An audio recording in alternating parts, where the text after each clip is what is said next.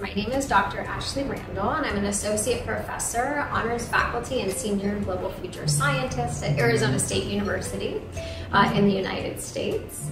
In addition, I'm also a fellow of the American Psychological Association International Psychology Division and editor-in-chief of Personal Relationships, which is the flagship journal for the International Association for Relationship Research. So I think one of the things to keep in mind is that when we think about couples, we can think about a variety of different contexts in which two people may interact. And so we can think about the interactions between a parent and their child, siblings, friends, maybe even teachers and students. But in particular with our work is that we think about the romantic partner dyad, or the intimate partners interacting with one another that have a shared interdependence, which means that they have shared emotions, behaviors, and cognitions.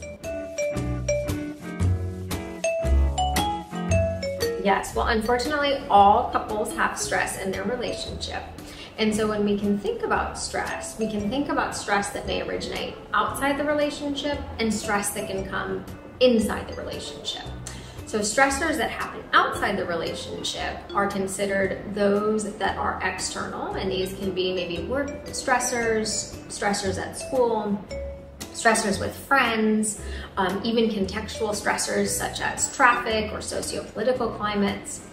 And then alternatively, there's stress inside the relationship that can happen between differing partners' goals. So maybe one partner would like to have children, the other would not.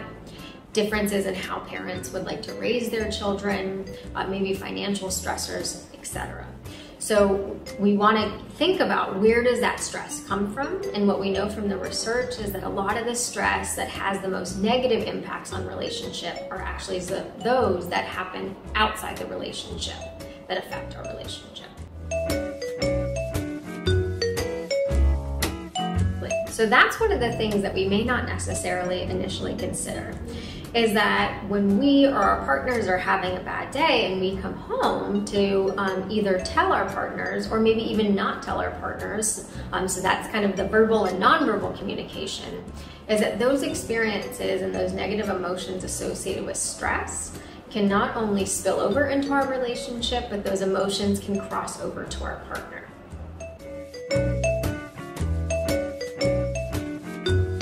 So I think individually, some of the symptoms that we may experience is heightened negative affect. So we may have heightened anger, sadness, frustration, yet also it can also lead to kind of decreased communication or feelings of closeness within our relationship. And over time, depending on an individual's like predisposition or kind of more genetic factors, these symptoms of stress over time can be associated with symptoms of depression or anxiety. Excellent question. So one of the things and the large focus of our work is looking at a strength-based perspective. So we know the importance of romantic relationships and our social relationships in general. So we try to teach couples how it is that they can help mitigate these experiences of stress. One of those ways is actually engaging in dyadic coping. And so we want to encourage couples to verbally communicate their stress to their partner, where they can then hopefully receive support from their partner, ultimately decreasing their feelings of stress.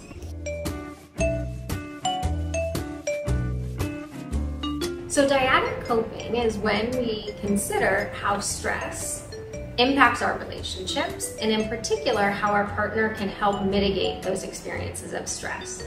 So if we think about the dyad, or two people, it's how can these two people work together to cope with stress in their relationship. Importantly, there are two forms of dyadic coping. Now, certainly we want to encourage couples to positively cope and decrease those experiences of stress.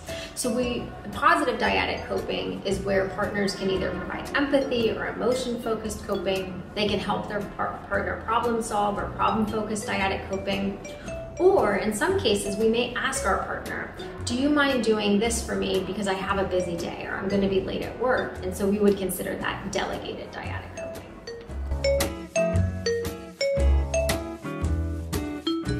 So as I mentioned, the positive dyadic coping is certainly what we want to encourage couples to focus on. So ways in which we can communicate and also receive that support from our partner. Alternatively, the negative forms of dyadic coping are when our partner provides support, but really does so in a superficial manner. So they're gonna say, I'll help you, but I'm really not sure why this is so stressful for you.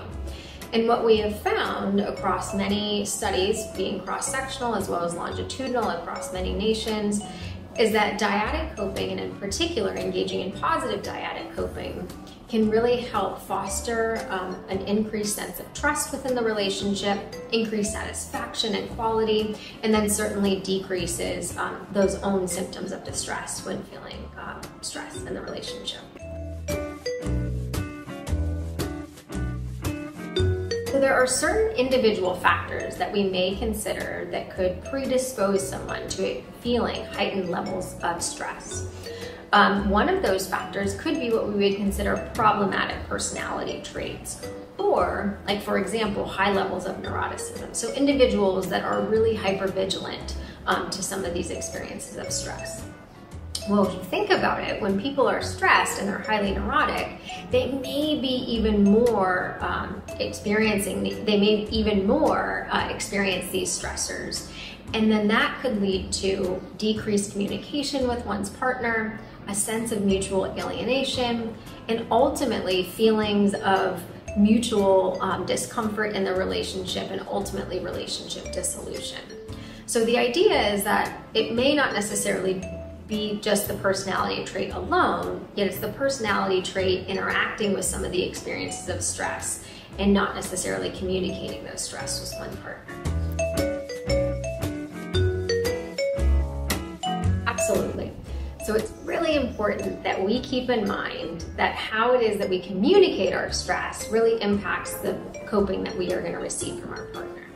So upwards of 93% of our communication is nonverbal, meaning we communicate when we don't even think we're communicating. So it's really important that we talk about what it is that is stressful for us and why that is so stressful. And in addition, it's really important that we don't assume that we know what our partner needs when they are feeling stressed. So even asking your partner, how can I help you, or what do you need from me in this situation, can be really beneficial. Lastly, keep in mind that all relationships take work, and so it's finding the person that you want to do the work with. Thank you. Terima kasih. Lead and innovate.